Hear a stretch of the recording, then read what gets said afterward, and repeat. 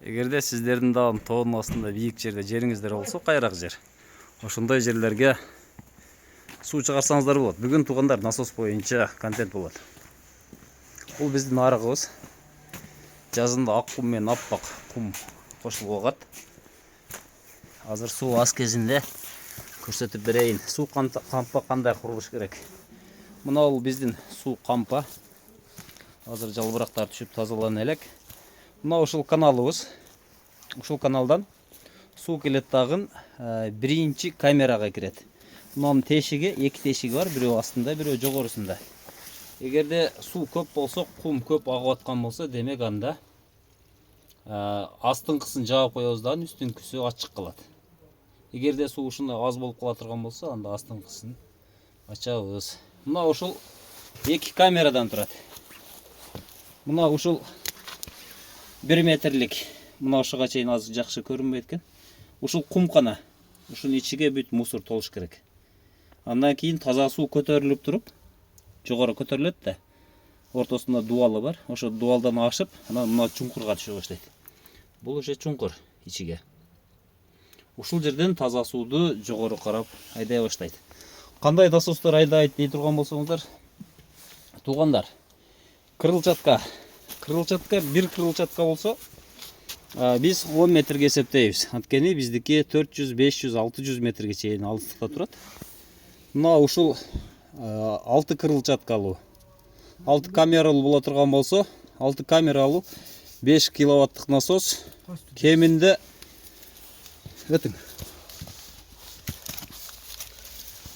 60-70 метрге чейин высотага чейин бере алат. Мына ларьолдор, булар 5 кырылчаткалуу насостор. 1, 2, 3, 4, 5. Булар 3,5 киловаттык насостор, 220 менен иштейт. Булар 45-50 метрге чейин көтөрө алат. Эгерде сиздер вертикалдуу түз абалда иштете турган болсоңуздар, анда бул балким 50ге чейин көтөрө алышы мүмкүн. Биздики азыр алыстыгы 400 метр ашык, Султандык 600 метр. Ошол жерге айдап аткан насостор. 80 метр высотага мына ушул насостор 7 кырылчаткалуу орелдор айдап атат. Көп насосторду алмаштырып көрдүк. ИФО алмаштырдык, башка. Бизге жакканы, бизге түшкөн ушул орел болду. Светтин аздыгына карабай, күйүп калбай жакшыраак иштейт. Эми насостордун күйүп калуу коркунучу ар кандай болушу мүмкүн суунун астында. Эгер кумда калып калса, свет азайып кетсе, же суу жетпей калса, же болбосо көп саат калып кетсе, бул насостордун күйүп калуу коркунучу болот. Ушул насостордун баардыгы биз күйгүзгөнбүз. Бир жылда 4 насос кээде күн ысыганда суу күнү-түнү бериш керек болот да, ушундай насостор көп убакыт иштеп күйүп калат. Туугандар, ушундай. Эгер жакын аралык болсо, сиздерде тигирак болсо, мына ушулардан койсоңуздар болот. Булар азыр 50ликке түшөт. Мынаны 60 алмаштырса дагы болот, мынаны. Оозу чоңураак 60 шланга алмаштырса болот, 50 алмаштырса болот, 40 алмаштырса болот, 32 алмаштырса болот. 32де эми кичине кысылып калат мыналарчы. Муну алып салып эле 50ке колдонгонубуз жакшы. Канча литр суу берет? Мына ушул кичине орелдор 32 мм шланг менен, мына кичикейлери менен, мыналары менен 1,5 тонна, жакын болсо балким 2 тонна ашык суу бериши мүмкүн. Бул албетте баягы алыс же жакындыгына карайт, жакын жерге көп суу таштайт. Анан мына чоңдору болсо 50лүктө 3 тоннадан 5 тоннагача, балким эгер жакын болсо андан дагы көп суу өткөрө алышы мүмкүн. Ушундай туугандар, эгерде 50 тонналык көлүңүздөр болсо 10 сааттын тегерегинде толтура алышы мүмкүн. Демек 1 гектар жерге 50 тонна суу кете турган болсо 10 саат иштеш керек болот. Негизи мен көрсөтөйүн дегенимди көрсөттүм. Бул жерде 2,5 метрлик көлүбүз бар. 2,5га 2. Бул жерде 1 метр биринчи кумкана деп коебуз. Ушул кумканага толот бул жака.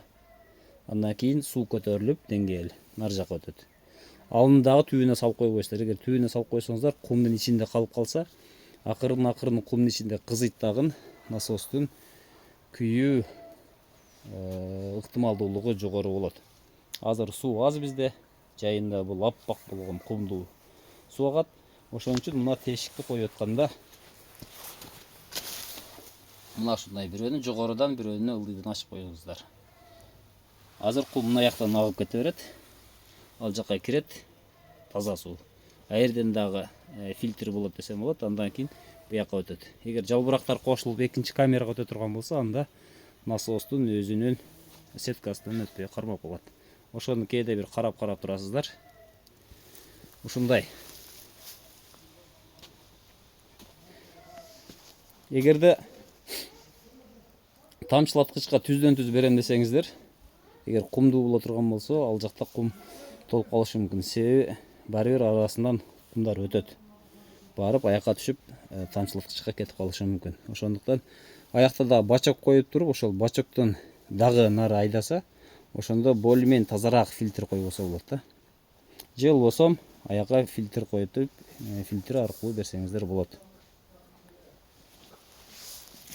Ушундай туугандар, эгер бийиктик зоналар үчүн адырларга мына ушундай насосторду иштетсеңиздер болот. Булар 220га иштейт. Мына автомат ушул жерден иштей берет. Өчүрүп коюш керекпи? Өчүрүп сурайм. Туугандар, ушундай. Кыргызстанда адырлуу жерлер көп да, ушундай жерлерге бак кылам десеңиздер, ушундай кылсаңыздар болот. Мына ушул насостор 1 гектарга чейин, андан жогорусуна кыйналасыздар. Андан жогорусуга уже 3 фазада иштетесиздер. Токтоп турун. Кеттик.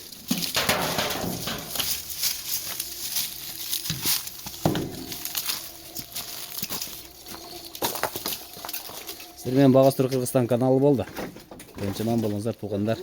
Егер кейбір нәрсені айтпай кеткен болсам, комментария жазып қойыңыздар туғандар. Ошол жақтан жооп берем.